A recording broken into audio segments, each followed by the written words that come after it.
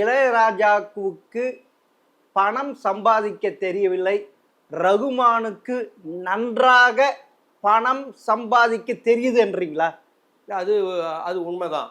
அது அவருக்கு அது தெரியக்கூடாது. அப்படி பணம் சம்பாதிக்கிறது நல்ல ஒரு பார்க்கறது ஒரு தவறுன்னு நம்ம எடுத்துக்க முடியாது. ஆனால் ஆரம்பத்திலிருந்தே ஒரு பண்ண விஷயத்துக்கு பணம் வரணும், நிறைய வரணும் அப்படிங்கிறது சில பேருடைய முயற்சியில் இருக்கும். அவருடைய நீங்கள் எப்படி வேணால் அதுக்கு பேர் கொடுங்க. எனக்கு என்னுடைய வேல்யூ எனக்கு தெரியும்.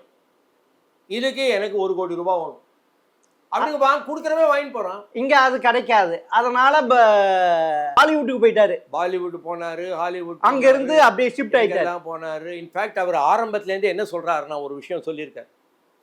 நான் விளம்பர படங்கள் செய்து கொண்டிருந்தேன். அவர் சினிமாவில் அப்படி வாசிக்கிட்டே இருந்தார். ஆரம்பத்துலேருந்து சினிமா தான் அவருக்கு ஒரு பள்ளிக்கூடம். வாசிக்கிட்டே ஏன்னா அவங்க அப்பா சினிமாவில் தான் இருந்தவர். உன்னதமான ஆள் அவங்க அப்பா, ஒரு சிறந்த ஒரு இசையமைப்பாளர்.